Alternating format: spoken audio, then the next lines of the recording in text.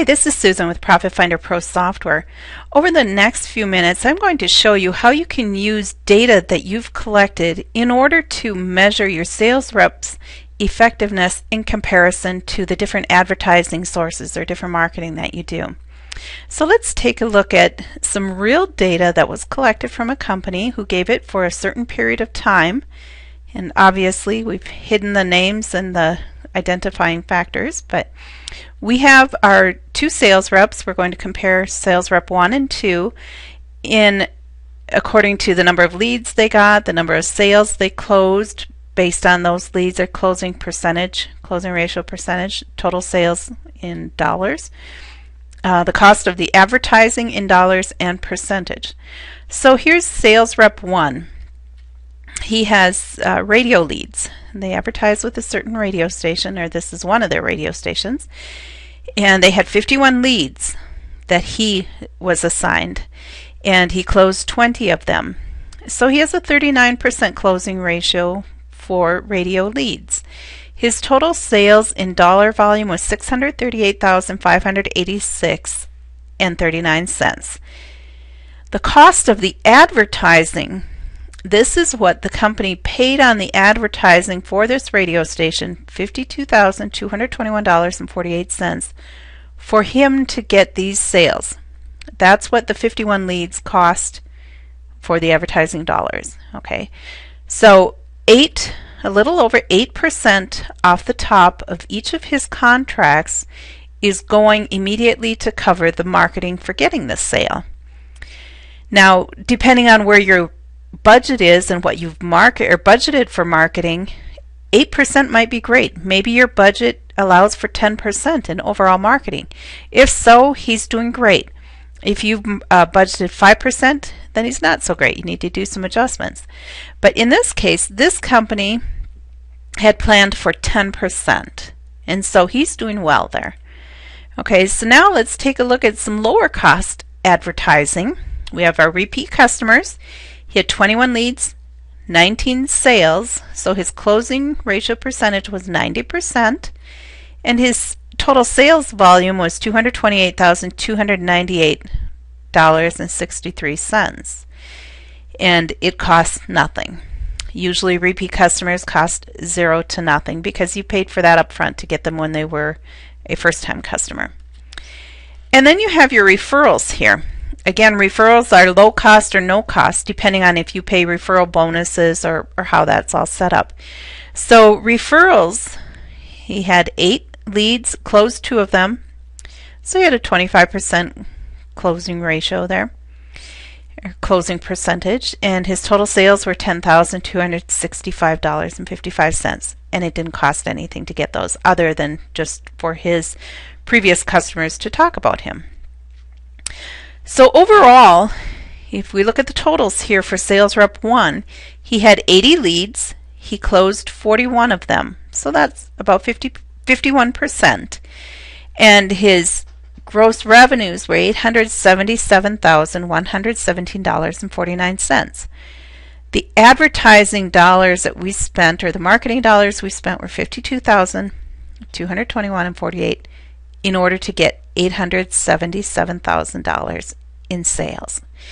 And so overall, just taking these 3 lead sources, it's costing us about 5.9% off the top of each of his contracts to cover the cost of getting the sale. They have other lead sources in many different places that they're advertising, but I wanted to pull out some of the most obvious here to show you what I'm looking for when I'm comparing one sales rep to another. Okay, so here we have sales rep 2. He had 33 radio leads and closed 7 of them. When I look back, okay, the other one had 51, so he had more, closed quite a few more. He had 33 leads, closed 7. His closing ratio percentage is 21. It's about half the amount proportionately or percentage-wise than this guy is closing. Okay, so he's closing at 21%, and his total sales are $76,729. He's doing some very small contracts there as well.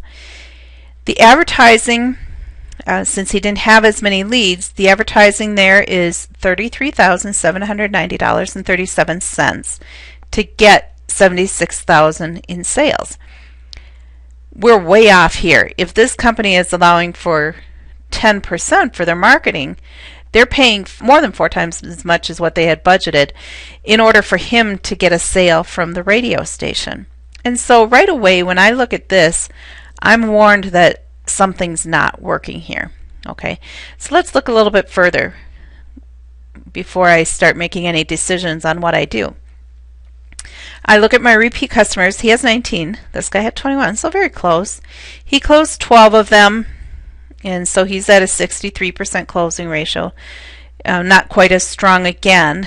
His total revenues from there were $158,625.95, and it cost us nothing. Okay, so it's still looking like sales rep 1 is a stronger closer, but does that mean that sales rep 2 has got to go? Well, let's look here a little bit further. The referrals. I have almost twice as many referrals for sales rep 2, and he closed 6 of them. He's closing 40% of his referrals, which are very low cost or no cost. In this case, it's a low cost form of advertising. He's asking his previous customers for referrals. Okay, he has $371,000 in referral revenues, whereas this guy had $10,000. Okay, so and here they paid a fee to referral fees to whomever. $6,815.75 is what they paid in order to get $371,000 in sales. So his cost of advertising is 1.84%. So in order for him to get a referral, it's costing the company 1.84% off the top of each contract in order to get that contract. Well, if your budget allows for 10%, that's fantastic. Okay, so let's take a look down here. His total, he had 66 leads, closed 25. He closed quite a few less. His closing ratio is 38%, quite a bit lower than this one. His gross revenues are $606,550.95. And his cost of advertising is $40,000, a little over $40,000. So it's costing us $40,000 to get $606,000 in revenues. That's a little over 6.5%, 6.69%.